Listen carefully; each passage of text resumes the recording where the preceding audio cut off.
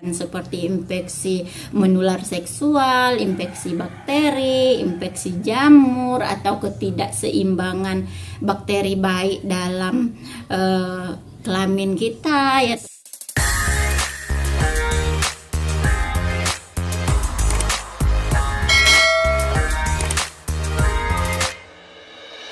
Assalamualaikum warahmatullahi wabarakatuh. Selamat datang dan kembali lagi di channel Herianti Latifah. Baik teman-teman, kali ini aku ingin ngebahas hal yang berhubungan dengan pertanyaan-pertanyaan teman-teman, yaitu kenapa sih telat haid sampai 3 bulan, keputihan terus-menerus padahal tidak menggunakan alat kontrasepsi, dan ketika dites pack ternyata hasilnya selalu negatif. Kenapa sih keadaan seperti ini terjadi? Penasaran kan teman-teman? Jangan lupa subscribe bagi yang belum subscribe, like, komen, dan share ya teman-teman, karena berbagi itu indah. Serta jangan lupa tekan tombol loncengnya supaya teman-teman tidak ketinggalan informasi-informasi yang sangat berguna lainnya dari aku. Baik teman-teman, sebelum aku ngebahas panjang lebar masalah yang telah aku paparkan di awal tadi, sebelumnya terima kasih buat teman-teman yang telah bersedia atau selalu setia menonton video ini, karena pertanyaan-pertanyaan dari teman-teman adalah cikal bakal berkembangnya channel ini. Jadi buat teman-teman jangan segan untuk bertanya, untuk memberikan kritik dan sarannya demi kemajuan channel ini ya teman-teman. Baik teman-teman, pada keadaan tertentu wanita di saat tidak mempunyai atau tidak menggunakan alat kontrasepsi akan khawatir jika mengalami keterlambatan menstruasi sampai 2 bulan 3 bulan ya teman-teman. Di saat tes pack ternyata negatif, tapi yang membuat teman-teman khawatir yaitu keputihan terus-menerus. Kenapa sih ini terjadi? Pada keadaan normal, wanita akan mengalami menstruasi setiap bulan dengan jarak menstruasi setiap bulannya itu dari 21 hari sampai siklus yang terpanjang yaitu 35 hari. Tapi bagaimana bagi teman-teman yang tidak mengalami menstruasi ada 1 bulan, 2 bulan, bahkan 3 bulan, bahkan ada yang bertahun-tahun tidak menstruasi. Nah ya teman-teman, keterlambatan menstruasi ini banyak faktor, berulang-ulang kali di setiap konten aku yang membahas masalah menstruasi selalu menyebutkan faktor yang sering membuat keterlambatan menstruasi yaitu faktor perubahan hormon pada tubuh wanita. Kemudian stres, kecapean, menggunakan alat kontrasepsi ya teman-teman, dan banyak sekali faktor yang lainnya yang bisa teman-teman simak kembali atau tonton kembali pada video aku yang sebelumnya. Nah, buat teman-teman yang tidak mempunyai riwayat atau sedang tidak menggunakan alat kontrasepsi, kok bisa telat haid gitu? Nah, jadi teman-teman juga harus mengetahui faktor yang menyebab keterlambatan menstruasi. Nanti kalau teman-teman sudah tahu, oh ternyata saya ini stres, wajar dong telat gitu ya.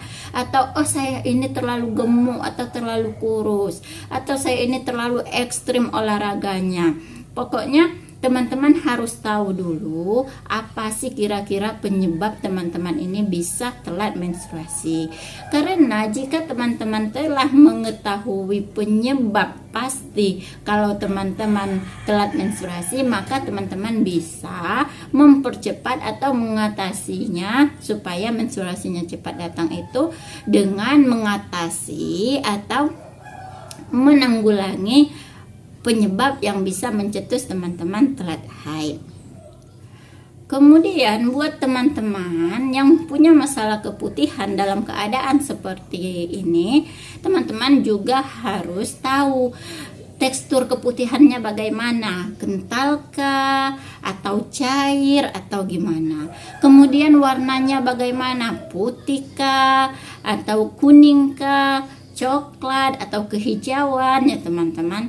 Terus banyaknya, sedikit atau banyak, dan efek dari keputihan yang teman-teman alami itu juga teman-teman harus tahu juga menyebabkan gatal atau nyeri, karena dari bentuk dan dari ciri-ciri keputihan yang dialami teman-teman itu, teman-teman bisa mengetahui apa yang menyebabkan teman-teman itu keputihan.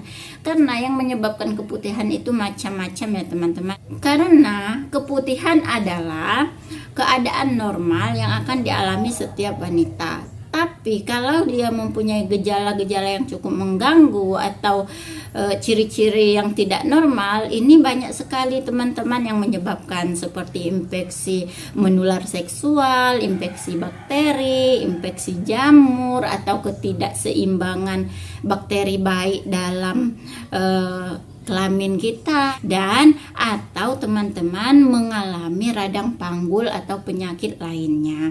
Dan untuk teman-teman untuk mengetahui apa sih ciri-ciri infeksi bakteri atau infeksi jamur atau infeksi kelamin, itu sudah lengkap sekali aku bahas pada video aku yang sebelum-sebelumnya. Boleh teman-teman buka lagi ke channel aku, video-video yang telah aku upload itu sudah lengkap sekali. Jadi buat teman-teman, siapa tahu itu membantu.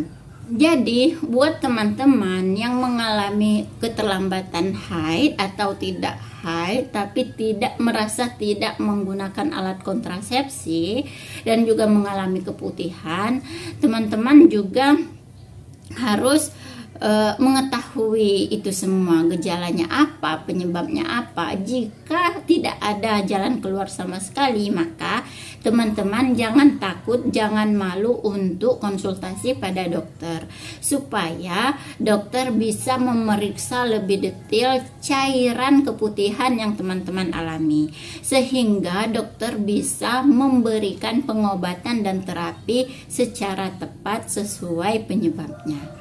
Nah, itu saja ya teman-teman. Semoga ini membantu buat teman-teman yang sedang mengalami masalah ini, dan semoga bermanfaat yang pastinya buat teman-teman yang mungkin mengalami masalah kesehatan atau masalah apapun. Boleh bertanya di channel ini ya, khususnya yang berhubungan dengan apa yang aku bahas di video-video aku masalah kesehatan. Boleh bertanya atau kritik dan sarannya pun boleh demi perkembangan channel ini ya teman-teman. Dan insya Allah akan aku balas satu persatu, dan kalau memang memungkinkan insya Allah akan aku buat videonya. Dan terima kasih. Wassalamualaikum warahmatullahi wabarakatuh.